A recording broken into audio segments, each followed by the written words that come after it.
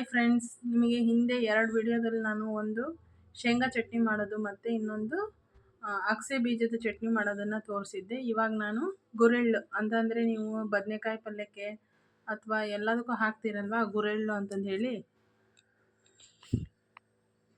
ಇದನ್ನು ತೊಗೊಂಡಿದ್ದೀನಿ ಫ್ರೆಂಡ್. ನಾನಿವಾಗ ಇದನ್ನು ಸಹ ನಾನು 1.5 ಬಟ್ಲದಷ್ಟು ತೊಗೊಂಡಿದ್ದೀನಿ. ಇದನ್ನು ಚೆನ್ನಾಗಿ ಫ್ರೈ ಮಾಡಬೇಕು, ಅಂದರೆ ಹುರಿಕೊಳ್ಬೇಕು. ಹಾಗೆ ಏನು ಎಣ್ಣೆ ಗಿಣ್ಣೆ ಏನು ಮಿಕ್ಸ್ ಮಾಡೋಂಗಿಲ್ಲ. ಒಣದಾಗಿ ಚಟಪಟ ಅಂತ ಸಿಡಿಯುವವರೆಗೂ ಇದನ್ನೇನು ಮಾಡಬೇಕು, ಡ್ರೈ ರೋಸ್ಟ್ ಅಂತ ಅಂತೀವಲ್ವ, ಡ್ರೈ ರೋಸ್ಟ್ ಮಾಡ್ಕೋಬೇಕು. ಇದನ್ನು ಡ್ರೈ ರೋಸ್ಟ್ ಮಾಡಿಕೊಂಡು ಇದನ್ನು ನಾವು ಫಸ್ಟು ಒಂದು ಮಿಕ್ಸಿ ಜಾರಲ್ಲಿ ಮಿಕ್ಸಿಯನ್ನು ಮಾಡ್ಕೊಳ್ಬೇಕು. ಯಾಕಂದರೆ ಇದು ಬೇಗ ಸಣ್ಣಕ್ಕೆ ರುಬ್ಬೋದಿಲ್ಲ. ಅದಕ್ಕೋಸ್ಕರ ನಾನೇನು ಮಾಡ್ತಾಯಿದ್ದೀನಿ, ಫಸ್ಟು ಮಿಕ್ಸಿ ಜಾರ್ಗೆ ಹಾಕೊಳ್ತಾ ಇದ್ದೀನಿ ಇದನ್ನಷ್ಟೇ.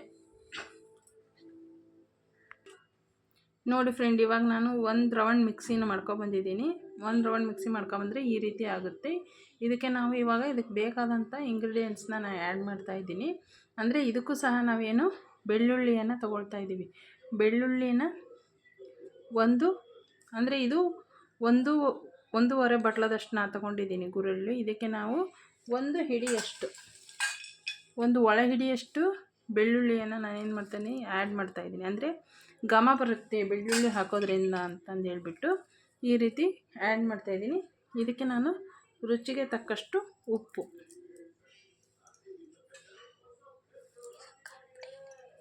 ಅದಕ್ಕೆ ಖಾರದ ಪುಡಿಯನ್ನು ನಾನು 1/4 ಸ್ಪೂನಷ್ಟು ಹಾಕ್ತಾಯಿದ್ದೀನಿ.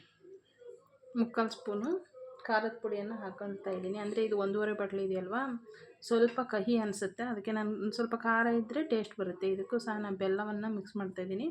ಯಾಕಂದರೆ ನಮ್ಮ ಮನೆಯವ್ರು ಸ್ವಲ್ಪ ಬೆಲ್ಲವನ್ನು ಇಷ್ಟಪಡ್ತಾರೆ, ಅದಕ್ಕೋಸ್ಕರ ನಾನು ಬೆಲ್ಲವನ್ನು ಹಾಕ್ತಾಯಿದ್ದೀನಿ. ಇದು ಚಟ್ನಿ ಎಲ್ಲ ತಿನ್ನಲಿ ಫ್ರೆಂಡ್. ನೀವು ಟ್ರಿಪ್ ಎಲ್ಲ ಹೋಗ್ತಿರಲ್ವ, ಆವಾಗ ಊಟಕ್ಕೆಲ್ಲ ಕಟ್ಕೊಂಡು ಹೋದಾಗ ಚಿತ್ರಾನ್ನ ಅಥವಾ ಮೊಸರನ್ನ, ಪುಳಿಯೋಗರೆ ಇದನ್ನೆಲ್ಲ ಕಟ್ಕೊಂಡು ಹೋಗಿರ್ತೀರಿ. ಅದ್ರ ಜೊತೆಗೆ ಇದನ್ನು ತೊಗೊಂಡು ಹೋಗಲಿಕ್ಕೆ ಚಪಾತಿಯನ್ನು ಮಾಡ್ಕೊಂಡು ಹೋಗಿರ್ತೀರಿ. ಪಲ್ಯ ಎಲ್ಲ ಬೇಗ ಹಾಳಾಗಿರುತ್ತೆ. 1-2-3 ದಿನದಷ್ಟು ಟ್ರಿಪ್ ಹೋಗಿರ್ತೀರಲ್ವ, ಏನೋ ಹೋಗಿರ್ತೀರ. ಆವಾಗ ನಿಮಗೆ ಚಪಾತಿಗೆ ಈ ಪುಡಿ ಚಟ್ನಿ ಅಥವಾ ರೊಟ್ಟಿ, ಆಮೇಲೆ ಜೋಳದ ರೊಟ್ಟಿ ತಿಂತೀರಲ್ವ, ಸ್ವಲ್ಪ ಹಾರ್ಡಾಗಿರುತ್ತೆ, ಗಟ್ಟಿ ಇರುತ್ತಲ್ವ, ಆ ರೊಟ್ಟಿ ಜೊತೆಗೆ ತಿನ್ನಲಿಕ್ಕೆ ಮೊಸರು ಹಾಕೊಂಡು ತಿನ್ನೋಕ್ಕಂತೂ ತುಂಬಾ ಟೇಸ್ಟ್ ಬರುತ್ತೆ. ಇದನ್ನು ಒಂದು ಸರಿ ಟ್ರೈ ಮಾಡಿ ನೋಡಿ ಫ್ರೆಂಡ್, ನೀವು ಸಹ ನೋಡಿ ಫ್ರೆಂಡ್. ಇವಾಗ ಈ ರೀತಿ ಆಗಿದೆ ಇದು ಚಟ್ನಿಯನ್ನು. ನೀವು ಒಂದು ಸ್ವಲ್ಪ ಟೇಸ್ಟ್ ಮಾಡಿ ನೋಡ್ಬೋದು, ಆಯಿತಾ. ನಿಮಗೆ ಫಸ್ಟಿಗೆ ಗೊತ್ತಾಗ್ಬಿಡುತ್ತೆ. ನಿಮಗೆ ಗೊತ್ತಾಗಿಲ್ಲ ಅಂತಂದರೆ ಖಾರವನ್ನು ಸ್ವಲ್ಪ ಕಡಿಮೆ ಹಾಕ್ಕೊಂಡು ಆಮೇಲೆ ಬೇಕಾದರೆ ಮತ್ತೆ ಹಾಕ್ಕೊಂಡು ನೀವು ಮತ್ತೊಂದು ರೌಂಡ್ ಮಿಕ್ಸಿ ಹಾಕಿದರೆ ತುಂಬ ಟೇಸ್ಟ್ ಬರುತ್ತೆ.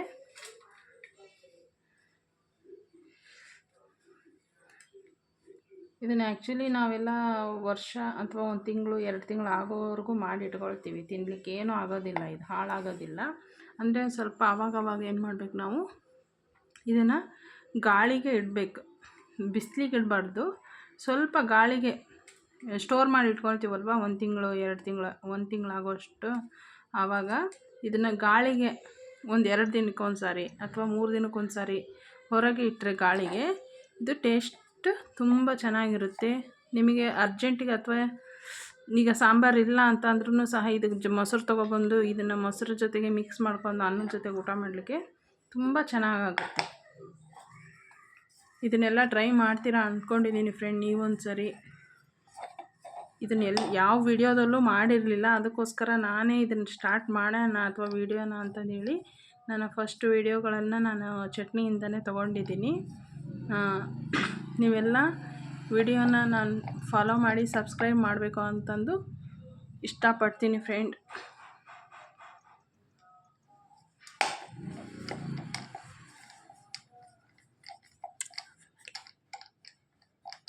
Bye friends.